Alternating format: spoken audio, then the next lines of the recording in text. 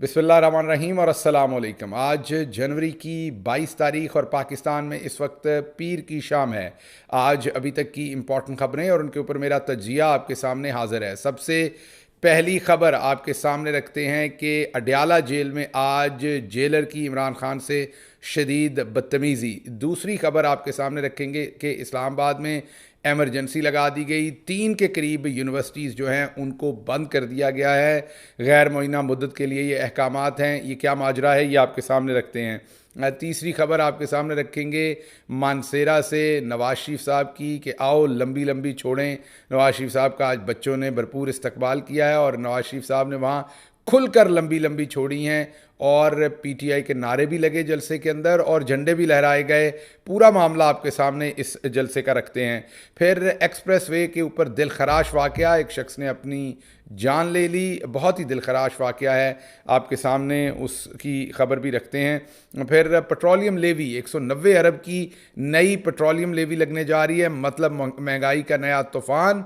उसके साथ ही अगली खबर जस्टिस बाबर सत्तार तौहीन अदालत का केस सुन रहे हैं और जिसमें डिप्टी कमिश्नर इस्लामाबाद और दूसरों के ऊपर तौहीन अदालत का केस चल रहा है, इसका हवाल भी बताएंगे। और आखिरी खबर आपके सामने रखेंगे लाहौर किसका। जी हाँ, ये एक ऐसे सहाफ़ी ने जो प्रो पीटीआई हरगिज़ नहीं है, उसने सर्वे किया है लाहौर का और असद तूर उनका नाम है। आपके सामने हवाल रखते हैं कि लाहौर किसका है, उनके सर्वे में लाहौरी किस सिमत वोट देते हुए नज़र आ रहे हैं। ख़बरों की तफसील की तरफ चलते हैं, लेकिन उससे पहले मैं हमेशा आपको याद करवाता हूं कि पाकिस्तान तब बदलेगा जब आप बदलेंगे। जब तक आप लौंडे लपाड़ों और लफाफा सहाफ़ियों को एंडोर्स करते रहेंगे, उस वक्त तक पाकिस्तान नहीं बदलेगा। ऐसी तमाम आवाज़ें जिनका आपको लगता है कि वो सच बोलती हैं, सच फैलाती हैं, उनको फॉलो कीजिए। इसीलिए मैं कहता हूं कि अगर आपको लगता है कि हम सच बोलते हैं तो हमें सब्सक्राइब कीजिए, और अगर आपको लगता है कि हम झूठ बोलते हैं तो अगर आपने पहले से भी सब्सक्राइब किया है तो मत कीजिए, उसको भी हटा दीजिए, ताकि झूठ को फैलने में, आप रोकने में अपना किरदार अदा कर सकें, क्योंकि ये आपका अव्वलीन फ़र्ज़ है। पहली खबर की तरफ आते हैं। आज जेल के अंदर दौरान समाअत, जब समाअत इख्तिताम पजीर हुई तो इमरान खान साहब, क्योंकि वहाँ सहाफ़ी मौजूद थे, सहाफ़ी सवालात पूछते हैं, इमरान खान साहब उन सवालात के जवाबात देते हैं। सहाफ़ियों ने फिर से सवालात पूछे जिसके ऊपर जेलर ने शदीद बदतमीज़ी की और इमरान खान साहब को रोकने की कोशिश की सहाफ़ियों से बातचीत करने से, और उनको कहा कि ये यहाँ पर ट्रायल हो रहा है, हम सियासी बात नहीं होने देंगे। तो इमरान खान ने उसके जवाब में कहा कि ये ओपन ट्रायल है, यहाँ पर सहाफ़ियों को आने की इजाज़त है, ये ओपन ट्रायल है। अगर सहाफ़ी यहाँ पहुँच रहे हैं, आ रहे हैं, तो मुझे सहाफ़ियों से बात करने से कौन रोक सकता है, क्यों रोका जाएगा, क्योंकि कानून इसकी मुझे इजाज़त देता है, पाकिस्तान का आइन मुझे इसकी इजाज़त देता है। ओपन ट्रायल का मकसद ही ये होता है कि उसके अंदर सारे लोग उसकी कार्रवाई के अंदर ओपनली शामिल हो सकें। बहरहाल उसके बावजूद जेलर ने अपनी बदतमीज़ी जारी रखी और भरपूर कोशिश की कि इमरान खान साहब बात ना कर सकें। इमरान खान साहब ने बहरहाल फिर भी बात की सहाफ़ियों के साथ। जब जेलर की कुछ ना बन पड़ी तो उसने फिर सहाफ़ियों को ही निकाल दिया अदालत से, ताकि उनसे मज़ीद बात ना हो सके। बहरहाल जितनी बात हो सकी उसके अंदर इमरान खान साहब ने वाज़े तौर पर 2 पैगाम पहुंचाए हैं पाकिस्तान तहरीक इंसाफ के वर्कर्स और अवाम के नाम। एक तो उन्होंने कहा है कि इस जुमे से जो है वो पाकिस्तान तहरीक इंसाफ जो है वो अपनी मुहिम शुरू करने जा रही है, इसलिए आने वाले इस हफ्ते से वर्कर्स जो हैं वो अब भरपूर तरीके से सड़कों पर निकलें और भरपूर तरीके से इंतखाबी कार्रवाई और इंतखाबी मुहिम के अंदर जो है वो अपना हिस्सा डालें। और इमरान खान ने कहा है कि तमाम वर्कर्स, तमाम वोटर्स जो हैं वो अब सड़कों पर आ जाएं इंतखाबात के लिए और भरपूर तरीके से इंतखाबी मुहिम चलाएं। अब वक्त बहुत थोड़ा रह गया है और इंतखाबी मुहिम के लिए आपको भरपूर कार्रवाई करनी पड़ेगी। इमरान खान ने बहुत वाज़ेह किया कि इलेक्शन इंशाल्लाह तमाम बदयानती और तमाम धांधली के बावजूद पाकिस्तान तहरीक इंसाफ के जो इंडोस्ड उम्मीदवार हैं, इलेक्शन वही जीतेंगे। अवाम हर सूरत मुमकिन बनाए कि वो वक्त पर वोट डाले और उससे पहले इंतखाबी मुहिम के अंदर भी बढ़ चढ़ कर हिस्सा ले और सड़कों पर कारकुनान निकल आएंगे। इमरान खान ने वहाँ से पैगाम दिया। बहरहाल जेलर ने आज जो इमरान खान से बदतमीज़ी की कोशिश की है, उसके पीछे ज़ाहिर बात है चौधरी निज़ामुद्दीन का वो तमाम डर, गुस्सा, वो सब कुछ है। क्योंकि इमरान खान जब सहाफ़ियों से बात करते हैं तो वो ज़ाहिर बात है इम्पैक्टफुल बात करते हैं। बाहर जब बात आती है, जिस तरीके से जनरल बाजवा का कच्चा चट्ठा उन्होंने खोला पिछले चंद दिन, के वो कैसे NRO ऑफ़र करते रहे कि 2/3 अक्सरियत देंगे अगर आप सच बोलना बंद कर दें। इसी तरीके से और तमाम चीज़ें भी, जैसे जैसे वो सहाफ़ियों के सामने सच रख रहे हैं, और सच को सुनना तो आजकल बड़ी तकलीफ़ की बायस है। तो मेरा ख्याल है कि अब तकलीफ़ होना शुरू हो गई है ज़्यादा, और इलेक्शन के करीब जाकर इमरान खान का पैगाम बाहर ना पहुंच सके, इसलिए अब ये नई पाबंदी, जो कि ऑलरेडी 2 दफ़ा, एक दफ़ा नहीं 2 दफ़ा इस्लामाबाद हाई कोर्ट इसके ऊपर ऑर्डर्स कर चुकी है वाज़े तौर पर कि ये ओपन ट्रायल होगा। ओपन ट्रायल का मकसद ही ये होता है, जैसे इमरान खान साहब ने आज बताया वहाँ जेलर को कि ये ओपन ट्रायल है, आप मुझे नहीं रोक सकते। तो एक तो ये आज इंसिडेंट हुआ जो आपके सामने रखना था। दूसरी खबर, इस्लामाबाद के अंदर 3 जो है वो इदारे जो हैं वो बंद कर दिए गए हैं। 3 यूनिवर्सिटीज़ बंद कर दी गई हैं।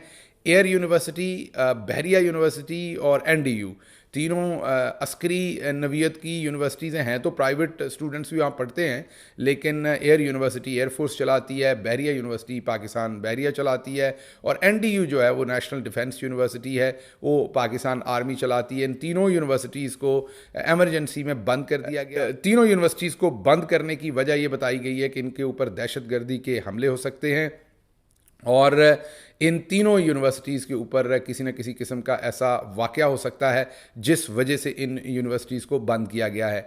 अब आप ख़ुद देख लीजिए कि एक तरफ वतन अज़ीज़ दहशतगर्दी के ख़तरात में है, और दूसरी तरफ हमारी तरजीहात क्या है। हमारी तरजीहात सॉफ्टवेयर अपडेट करने में है, लोगों को उठाने में है, उन पर तशद्दुद करने में, उनसे ज़बरदस्ती बयानात लेने हैं।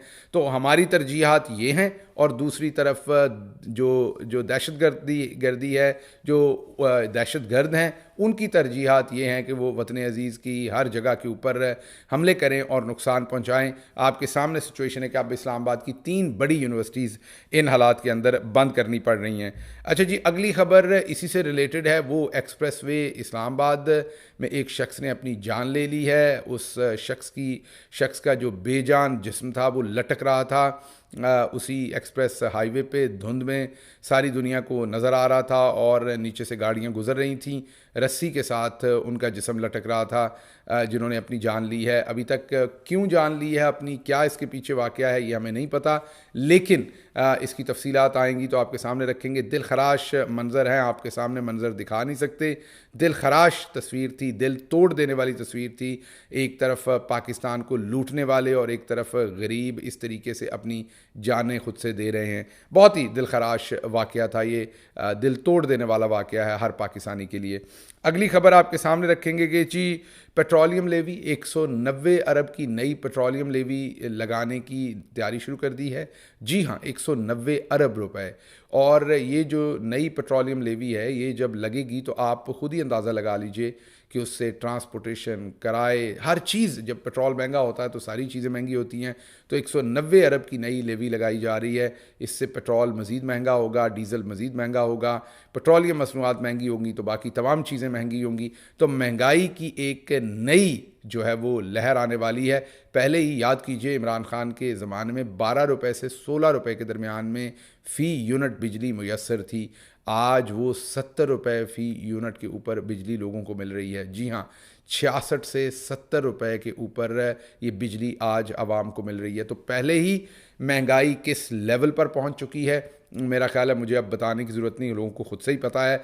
लेकिन इस 190 अरब की बहुत बड़ी अमाउंट में ये लग रही है लेवी है। जब 190 अरब रुपए और लगेंगे, आप खुद से सोच सकते हैं, ये पे आवाम नहीं करने हैं, और उसके बाद महंगाई जो है वो मज़ीद आएगी। पहले ही इस्लामाबाद एक्सप्रेस वे का वाक़या आपके सामने बता चुके हैं। गरीब के पास शायद इसी तरह के ऑप्शन ही अब रह गए हैं। अच्छा जी, अगली खबर आपके सामने रखेंगे कि लाहौर किसका, ये सर्वे किया है असद तूर साहब ने। असद तूर बिल्कुल भी प्रो PTI नहीं, सबको पता है PTI के शदीद तरीन नाकद हैं। स्क्रीन पर हम आपको दिखा रहे हैं, लाहौर के मुख्तलिफ हलकों के अंदर उन्होंने सर्वे किए हैं। मैं इनसे पूरी तरह से मुत्तफ़िक नहीं हूँ, मैं ये नहीं कह रहा कि इन्होंने कोई जालसाजी की है या नहीं की, लेकिन मेरे ख्याल में सर्वे इससे भी मुख्तलिफ आएंगे।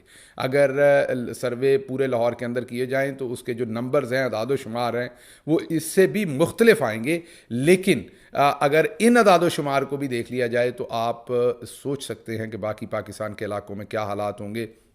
अगर लाहौर के हालात ये हैं कि पीटीआई इस तरीके से वहाँ लीड कर रही है, तो ये असद तूर साहब के अदाद-ओ-शुमार हैं, हमारे नहीं हैं। लाहौर के अंदर उन्होंने सर्वे किए और वाज़े तौर पर नज़र आ रहा है कि नून लीग जो है वो लाहौर से भी उनका बोरिया बिस्तर जो है वो खाली हो चुका है।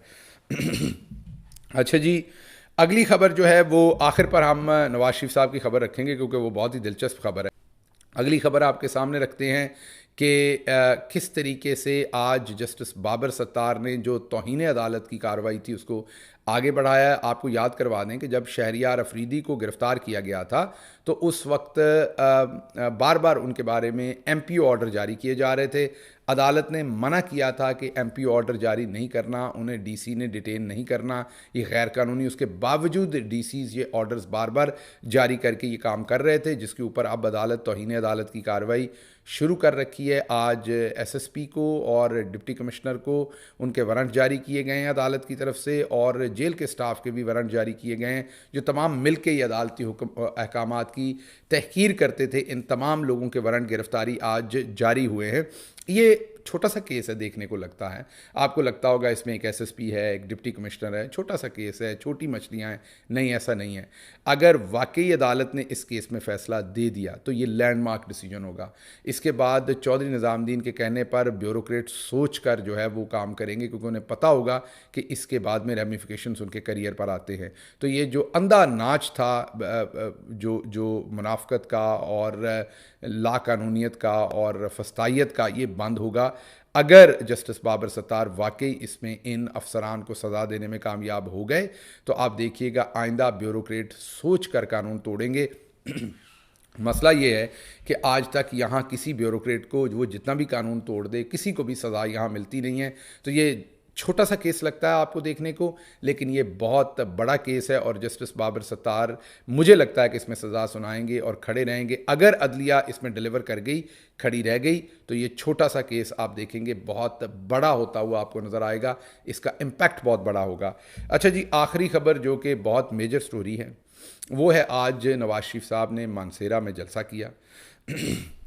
उस जलसे में हस्बे तौफीक और हस्बे आदत और हस्बे मंशा नवाज शरीफ साहब ने खुल के झूठ बोला, खुल के लंबी लंबी गप्पें छोड़ी। नवाज शरीफ साहब का ये पसंदीदा काम है कि वो खुल के लंबी लंबी गप्पें छोड़ते हैं। असल में आपको बुरा लगता होगा जब वो गप्पें छोड़ते हैं, लेकिन ऐसा नहीं है। असल मसला ये कि मियाँ साहब खाते ज़्यादा हैं। जब रोटी ज़्यादा खा लेते हैं तो उन्हें कूकी चढ़ जाती है। अब कूकी क्या होती है ये मैं एक्सप्लेन नहीं कर सकता, वो तो आपको किसी पंजाबी से पूछनी पड़ेगी। तो ज़्यादा खाना खा लें तो वो जो गनूदगी आती है ना, उसे कूकी कहते हैं। तो वो कूकी चढ़ जाती है। उस कूकी के अंदर उनके कान के अंदर जो कोई कहता है ना कि ये कह दो, वो जलसे में जाके पर्ची पकड़ के वो ऐलान कर देते हैं। आज उन्होंने मानसेरा के अंदर ऐलान ठोक दिए हैं कि जनाब मानसेरा के अंदर एयरपोर्ट बनाएंगे। वाह वाह वाह, तालियां मियाँ साहब। इससे पहले ये बन्नू गए थे, वहाँ भी इन्होंने एयरपोर्ट बनाया था। अब मानसेरा जो है ना, वहाँ से इस्लामाबाद कोई मेरा ख्याल 120-30 किलोमीटर है, और पेशावर कोई 200 किलोमीटर है, 225 किलोमीटर होगा, 200 होगा, 200 होगा ज़्यादा से ज़्यादा, इससे ज़्यादा नहीं होने को। तो अब आप बताइए, आपको समझ होगी, जो आम ज़्यादा पढ़ा लिखा बंदा नहीं वो तो कहेगा जी एयरपोर्ट बनना चाहिए, ज़रूर बनना चाहिए, बड़ी फ़ायदे की चीज़ है। लेकिन जो पढ़े लिखे लोग हैं उनको पता है कि पाकिस्तान के अंदर जो पहले से एयरपोर्ट बने हुए हैं कहीं भी, वो लाहौर इवन कराची के एयरपोर्ट्स जो हैं वो अपनी कैपेसिटी पर नहीं चल रहे। वहाँ पे फ़्लाइट्स कम हैं। इंटरनेशनली अगर आप देखें तो जितनी पाकिस्तान पूरे के अंदर फ़्लाइट्स आती हैं या इवन डोमेस्टिक फ़्लाइट्स उड़ती हैं पूरे पाकिस्तान के अंदर तमाम एयरपोर्ट्स को, वो पूरी दुनिया के किसी, मैं कोई न्यूयॉर्क एयरपोर्ट की बात नहीं कर रहा, मैं कोई सिंगापुर एयरपोर्ट की बात नहीं कर रहा, मैं कोई दुबई एयरपोर्ट की बात नहीं कर रहा, मैं ये कह रहा हूँ दुनिया के जो छोटे छोटे शहर हैं, छोटे छोटे दूसरे मुल्कों के छोटे छोटे शहर हैं, वहाँ उस एक शहर को ले लें तो जितनी फ़्लाइटें उस एक एयरपोर्ट के ऊपर, मसलन श्रीलंका के कोलंबो एयरपोर्ट पर जितनी फ़्लाइटें आती होंगी, दिल करे उतनी पूरे पाकिस्तान के सारे एयरपोर्ट्स के ऊपर आती हों। पहले ही पाकिस्तान के अंदर ना कोई इंटरनेशनल एयरलाइन आती है 2-3 को छोड़ के, ना कोई इंटरनेशनल फ़्लाइट्स आ रही हैं, डोमेस्टिक फ़्लाइट्स ना होने के बराबर हैं। लाहौर, इस्लामाबाद, पेशावर यही अपनी कैपेसिटी के ऊपर नहीं चल रहा है, तो फैसलाबाद हो गया, मुल्तान हो गया, सियालकोट हो गया, ये एयरपोर्ट तो पहले ही अंडर कैपेसिटी हैं सारे, यहाँ पर फ़्लाइट्स ना होने के बराबर इनकी कैपेसिटी के मुताबिक। तो अब ये नए एयरपोर्ट्स भी बनाने का ऐलान कर रहे हैं, लेकिन ये कोई गप्पे मारना, लंबी लंबी छोड़ना मियाँ साहब की नई आदत नहीं है। आपको सुनवाते हैं कि ये 2013 के इलेक्शन में किस तरीके से कुकी चढ़ी हुई थी और बुलेट ट्रेन चला रहे थे, और बाद में इन अरस्तुओं को समझ आया कि बुलेट ट्रेन होती क्या। उस टाइम मियाँ साहब के कान में किसी ने डाल दिया कि बुलेट ट्रेन चलानी, तो ऐसी गप्पे इन्होंने मुल्तान में मारी थी, वो आपको सुनाते हैं। और बाद में ख्वाजा साद रफ़ीक क्या कहते रहे उन गप्पों के ऊपर, वो भी आपको सुनवाते हैं। ये ज़रा सुनिए। से लेकर पेशावर तक हम एक बुलेट ट्रेन बनाएंगे। जब मैं इलेक्शन में वोट मांग रहा था तो मैंने बुलेट ट्रेन का बड़ा नाम लिया था। मुझे अंदाजा ही नहीं था कि बुलेट ट्रेन पे कितनी की लागत आती है। अब इंशाल्लाह कराची से लाहौर बुलेट ट्रेन भी आएगी। मेरा ये ख्याल है पाकिस्तान को 300 किलोमीटर प्लस पे चलने वाली ट्रेन की फिलवक्त जरूरत नहीं है। अगर तो आपने खुद से सुन लिया है कि किस तरीके से नवाज शरीफ साहब जो हैं जब गप मारने पे आते हैं तो कुछ भी कह देते हैं, कुछ भी बेच देते हैं। अब वो मानसरा वालों को एयरपोर्ट बेच रहे हैं। उन्होंने बनाना शराना कोई नहीं है, पहले कौन सा बन्नू में बना दिया, मुल्तान में बुलेट ट्रेन बना दी या कुछ और बना दिया, तो फिर आपको पता है कि वो मर्ज़ी पे आए होते हैं और आवाम को बेवकूफ़ बनाने में फिर लंबी लंबी छोड़ते हैं। हालांकि इस टाइम अगर ज़रूरत है तो लोगों को हेल्थ कार्ड की ज़रूरत है, ज़रूरत है तो महंगाई पर काबू पाने की ज़रूरत है, ज़रूरत है तो बेरोज़गारी ख़त्म करने की ज़रूरत है, ज़रूरत है तो पाकिस्तान के अंदर लॉ एंड ऑर्डर बेहतर करने की ज़रूरत है, ज़रूरत है तो पाकिस्तान के अंदर इंसाफ के निज़ाम को बेहतर करने की ज़रूरत है। एयरपोर्ट्स तो जितने हैं वही पहले मैंने आपको बताया कि वही कैपेसिटी पर पूरे नहीं चल रहे। पाकिस्तान के अंदर लॉ एंड ऑर्डर ठीक होगा, मामला दूसरे ठीक होंगे, इंटरनेशनल मामला हमारे ठीक होंगे। जिस तरीके से इमरान खान के ज़माने में बड़ी मुश्किल से ब्रिटिश एयरवेज़, वर्जिन जो है अटलांटिक, इस तरह की एयरलाइंस जो थी उनको लाया गया था पाकिस्तान के अंदर, तो अब वो फिर से बंद हो गई हैं, वो फिर आना बंद कर गई हैं वो एयरलाइंस। तो ऐसी एयरलाइंस को वापस लाने की ज़रूरत है ताकि इंटरनेशनली पाकिस्तान कनेक्ट हो पूरी दुनिया के साथ। एयरपोर्ट तो पहले ही बंद पड़े हैं ऑलमोस्ट। तो बहरहाल ये नवाज शरीफ साहब का काम था। आज मानसेरा जलसे के अंदर, इनके जलसे के अंदर इनके खिलाफ नारे भी लगे और मरियम साहबा की तकरीर के अंदर भी लोगों ने बताया कि वो किसके साथ हैं, और इसके साथ साथ इनके अपने जलसे के अंदर झंडे लेकर पाकिस्तान तहरीक इंसाफ के लोगों ने खूब नारेबाजी की पाकिस्तान तहरीक इंसाफ के हक़ में। लेकिन नवाज शरीफ साहब को ना इस चीज़ का कोई एहसास है, ना इस चीज़ की कोई फ़िक्र नहीं है, क्योंकि अकल ना होवे तो फिर मौजा ही मौजा, और वही काम है इनका। इसके साथ ही मुझे इजाज़त दीजिए। अल्लाह आपका हामी नासिर हो। पाकिस्तान जिंदाबाद।